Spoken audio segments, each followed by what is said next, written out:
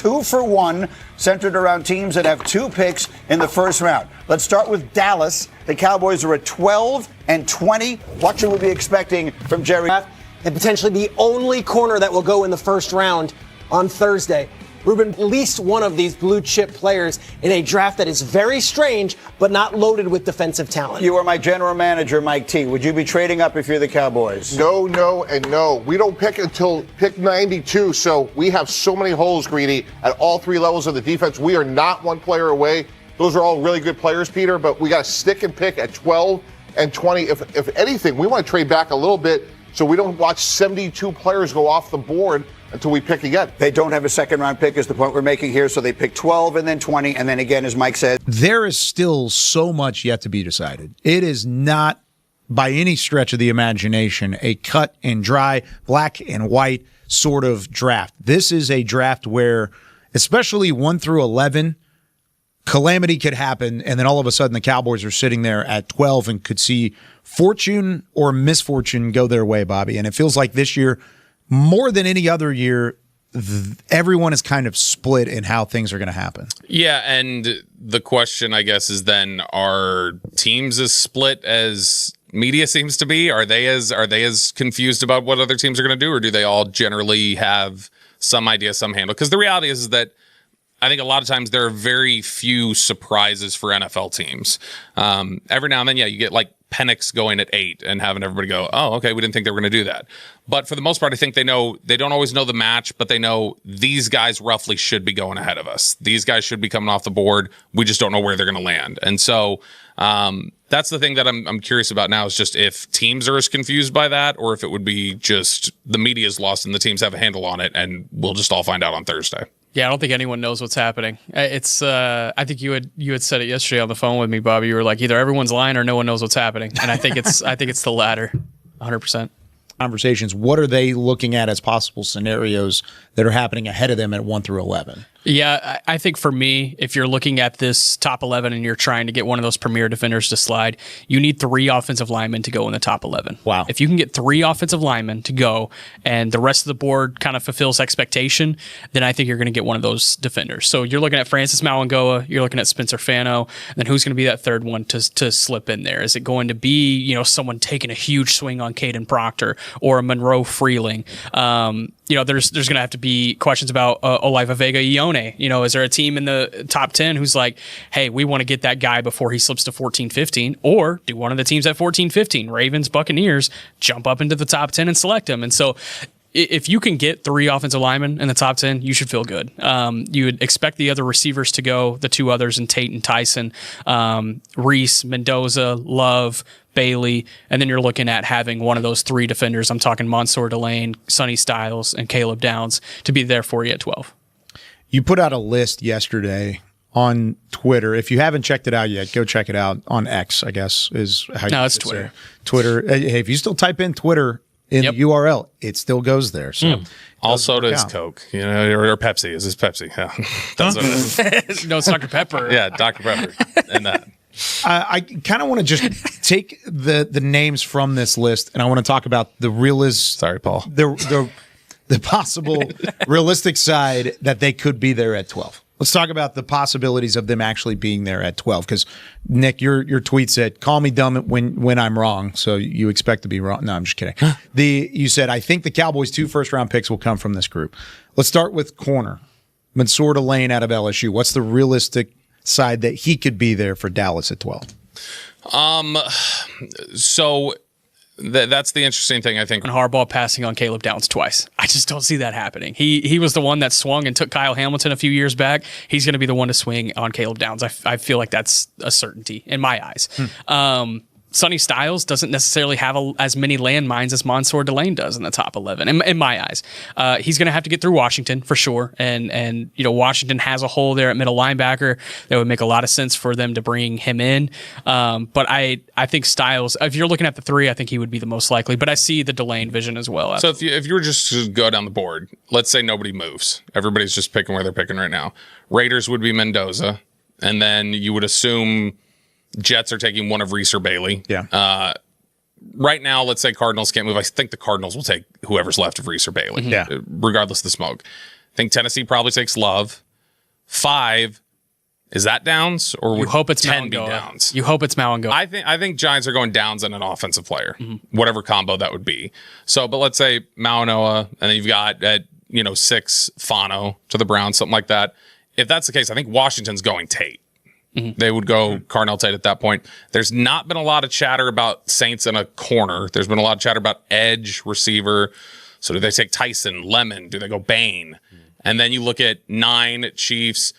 Chiefs have 2 first-round picks. I think they would wait till the back end to go corner. And then you've got 10 the Giants again. That would be whatever they didn't take at 5. And then 11 Miami.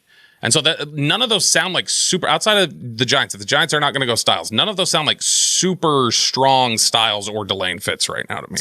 They Miami would be. Miami absolutely could be. Miami, from all the chatter, sounds like they will just go who would be highest on their board. Yeah. Because they're an awful football team. And I'll contend on the New Orleans point. I think they could very well take Delane. I think it seems like an easy fit. It's just everything I've heard coming out of New Orleans is just Bain or receiver is kind of been their focus. Where do you feel like Caleb Downs, you talked about him, if he doesn't go 5 to the Giants, let's say they go the other direction first, where is the landmine for Downs after the Giants at 5? Washington would have him as a consideration, depending on the city, depending on what's on the board, might look at Downs. They lost like their entire secondary. And then obviously the Giants circling back around at 10. Yeah. But there feels like more landmines right now for Downs. Have we talked enough about what Miami might do at 11? Yeah, I think Bobby makes a great point. It probably is just a best player available situation for them. Although the receiver situation is so bad over there. There's talk they could also bail again, though. Like they've just been looking at just pick up more. Hold up to the highest bidder. Somebody come up to 11. You want to Jets? You want to make sure you get a receiver? Somebody want to come up here do something? Go ahead and do it. But yeah, I think that the odd one that's really picked up steam lately and some like mocks coming out of Miami and a couple national ones is Falk at 11 to Miami. That would work. What do you think about Falk at 12 to Dallas? There's been some smoke there throughout Twitter. I've been very outspoken. I said it on the Fan the other day. I don't see it happening for Dallas at 12. I don't think it's out of the question at 20, but at 12, there's no possibility in my eyes that he's the pick there. That's how I feel about it too. Okay. I think if there's a complete wipeout scenario and the defenders are off the board, I think you have to consider the offensive possibility of the CeeDee Lamb falling to you and Jordan Tyson. And then aside from that, if he's off the board as well, then Colton Hood. Yeah, I probably. think that's very much so in play. Yeah, I think that's what you probably look at. Jordan Tyson was the only offensive name you had on that list, but are there any other offensive guys Dallas would even consider in a complete defensive wipeout scenario? At 12? Those tackles at 12. Any of those tackles, anybody else that Dallas would have high up on the board? They just didn't look at any of those tackles during the draft process. No. It just doesn't, there's no tea leaves there. I wish that there was one because there's so many good right tackles in this first round. Which, to be fair, that was CD's situation too. Yeah. CD they did not think was even going to get to them. And so I mean, if they have Malinoa graded like really high and they were like, that's not even getting in our range, so it doesn't matter, then maybe that's the case. But yeah, they have not done anything like that. I think Tyson, if Tate were to fall, I don't see Tate getting to 12, but if Tate were to fall, that would probably be a consideration too. And then maybe not at 12, but if you're at 20 and there's a wipeout and he gets pushed down the board, like they did bring in Omar Cooper for a visit. And so, I mean, he very well could be another wipeout version at 20. What if the Dallas Cowboys are not done, not even close? And what if the next move Jerry Jones makes is the kind of move that makes the whole NFL stop and go, hold on, Dallas just added another edge dog? Yeah, Cowboys Nation, because this Alex Highsmith and Nick Herbig conversation is exactly the kind of rumor to get your blood moving. The latest reporting says both Steelers pass rushers have been floating around front offices as possible trade targets, with Alex Highsmith seen as the more likely player to be moved. But then the pushback comes in fast, because Mark Caboli says the odds of either trade actually happening are minuscule. And Omar Khan basically reminds everybody that teams call all the time, and most of those talks go nowhere. That is what makes this perfect Cowboys content right there. Real smoke, real names, real logic, but still enough uncertainty to make everybody argue. Now here is why Dallas fits this conversation so well. The Cowboys are not entering 2026 trying to patch one little leak. No, sir. They are rebuilding the identity of the defense. The official Cowboys site already laid it out.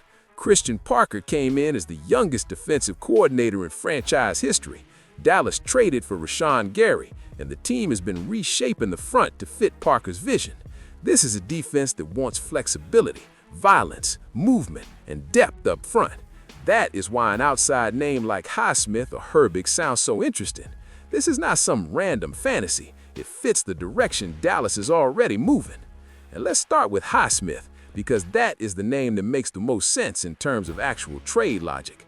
He still has 2 years left on the extension he signed in 2023. He's due $14.5 million in base salary this year and $17.5 million next year. And the reporting says that contract is actually pretty reasonable for a proven edge defender. That is the key. You are not inheriting some impossible mess. You are getting a veteran pass rusher with pedigree. And maybe the Steelers think moving him makes more sense than losing flexibility, while they also think about extending Herbig. Now, is Highsmith a perfect, no-doubt superstar? Nah. The reporting also says he hasn't hit double-digit sacks in the last 3 seasons and has missed time with injuries in each of the last 2. And that is the tension. Proven player, good contract, but not without risk. Then there's Nick Herbig, and man, this is where Cowboys fans start dreaming, because Herbig is younger, cheaper, and trending up. He's entering the final year of his rookie deal. He had 5.5 sacks in 2024 and 7.5 sacks in 2025, despite still being more of a rotational or platoon piece. And the Steelers reportedly want to extend him. That tells you exactly how they see him. They see him as part of the future. So if Dallas ever went after Herbig, you're not buying a veteran placeholder. You're trying to steal a rising player before the price explodes. That is the kind of move that can age beautifully if you get it right. But that's also why he may be harder to pry loose than Highsmith. The younger the player, the more the Steelers are probably going to squeeze. And that brings us to the real Cowboys question. What exactly would Dallas be buying here? To me, Highsmith is the more realistic contender move. He helps now, he fits now, and he probably costs less than Herbig in terms of future planning because he's older and already on his second contract. Herbig is the swing for the future move. He gives you youth, explosion, and maybe a longer runway in the system, but you're probably paying for projection and paying for what he's about to become. Both options tell you the same thing though. Dallas will be trying to make sure this defense doesn't just improve, it overwhelms people. And think about how that would look in Parker's defense. Rashawn Gary already gives Dallas a serious edge presence. The official team breakdown of the defensive starters already framed this front as a group being rebuilt from the ground up. Add Highsmith, and suddenly you're talking about more experienced pressure, more rotation quality, more ability to win without wearing one guy out. Add Herbig, and now you're talking about a younger chess piece who might still be scratching the surface. Either way, offenses would feel it, and that's the whole point. Dallas is trying to build a defense that can dictate terms again. So where do I land? I think Highsmith is the name that makes the most sense if Pittsburgh is truly willing to listen. The contract is workable, the player is proven, and Dallas is clearly in win-now mode on defense. But Herbig is the one that gets people excited because he looks like the kind of guy a smart team steals before the breakout becomes too expensive to touch. Cowboys Nation, what do you think? If Jerry Jones makes the call to Pittsburgh, are you asking for Highsmith because he's the more realistic fit? Or are you going big on Herbig because you believe his best football is still ahead of him? Drop your thoughts below, hit like, and subscribe.